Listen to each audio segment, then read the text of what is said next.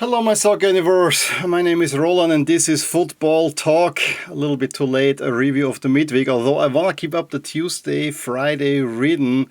And I'm not sure if I can post anytime sooner on Friday, but let's see how it will work out over the season. I always want to get the results from Europe in as well, although not in this podcast here. We will talk a little bit about Europe this time around because there was not too much else going on. However, there was quite some stuff going on right behind me. We had Austrian Cup, we had German Cup, some absolute wonderful action in the German Cup. We had also a little game in La Liga, but it was mostly the Champions League qualification that I was watching. Otherwise, we will discuss draw and so on when I do a Champions League preview. Same thing goes for the Europa League and Conference League, but I will mention a few results in this episode. Most importantly, I want to start with the team that I'm wearing, LASK. Very easy 2-0 away win at Horn. I mean, this was a game that was bordering on boring. You scored an early goal through Kacavenda. You doubled up, midway through the first half or around 30th minute through a really nicely taken shot by Smakai around Adenoran. It was almost like a PR shot. And yeah, you gave up a few chances for Horn, but you didn't concede. You move on, you kept it tight. That's the most important thing. And that's also something that I could say for almost all the other cup games as well. It was always the favorite going through. Ried had a little bit hard time in the second half against their local rival Gurten. They actually had to play in the old stadium in Ried, which is really, really interesting. So Ried actually had more or less a home game there. Scored in the first half, second half hung on, but in the end it was not much trouble. LASK and Ried will of course meet on Saturday in the big derby. Let's see how this might go. My inkling is probably a little bit geared towards a draw, although I'm definitely hoping for a win for LASK, but let's see. And all the other teams also made it through. We had Salzburg, yes, they conceded an equalizer, laid on 2 goals. Same thing goes for Altach. They hit the woodwork in the first 3 minutes twice, scored a goal, conceded an equalizer, but moved on.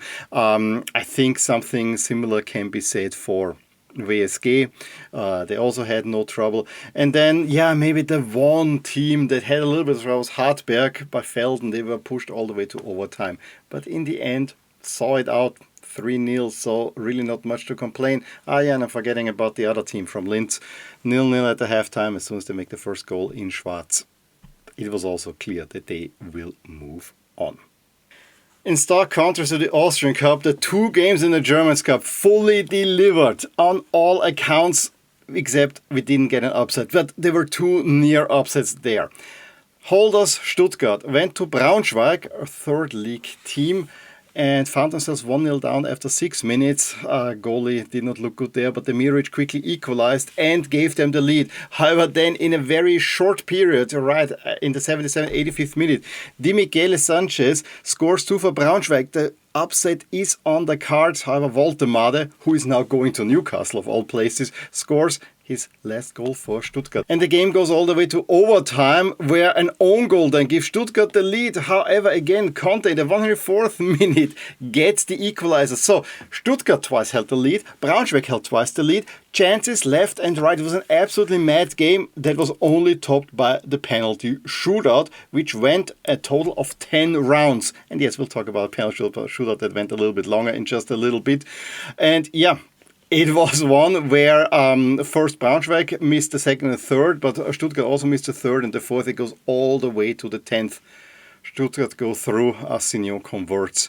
That was a close one, but an absolutely incredible match. A match that I would have wished that I watched. I was focused more on other things, boring games elsewhere. But whatever it is, that was an amazing match.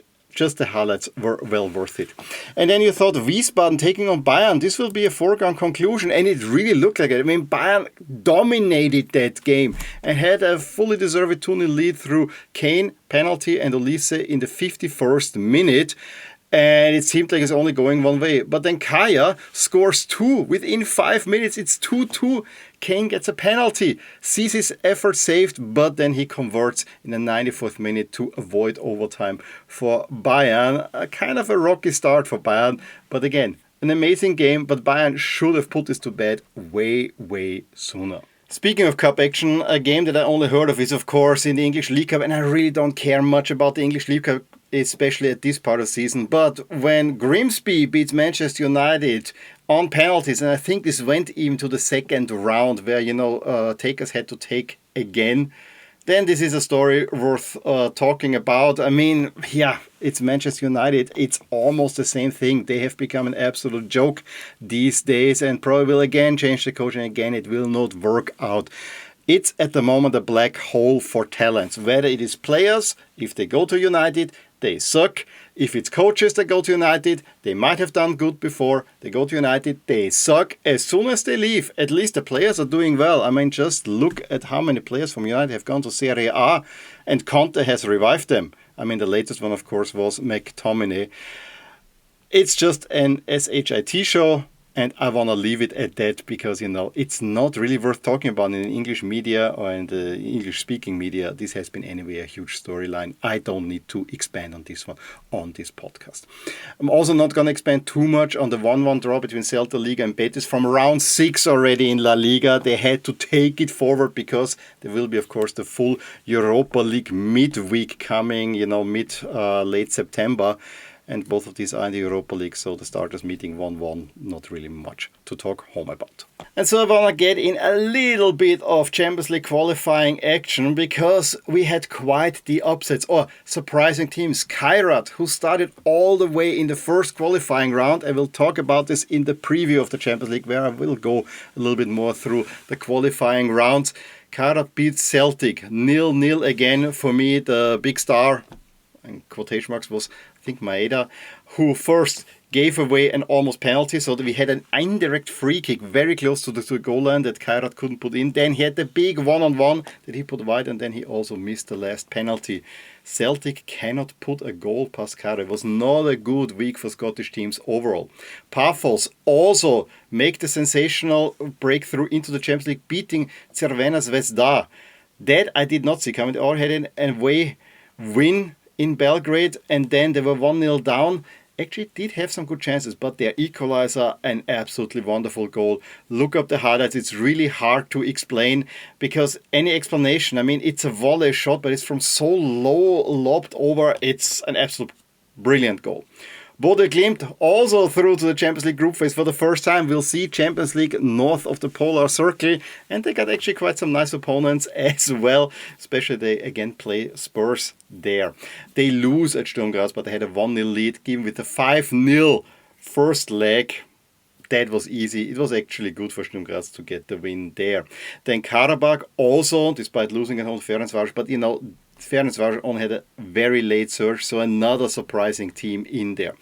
The big matchup between Benfica and Fenerbahçe is decided again for Benfica 1-0, a single goal. Mourinho, yes, they missed it in the first leg and Mourinho is fired. Another really eye-catching result is Club Brugge, a 9-1 aggregate over Rangers. And I remember Club Brugge eliminated Salzburg with some trouble, and I was talking with my buddy Andy already. Salzburg might meet Rangers, and I already said, Club Brugge is probably the best team in there.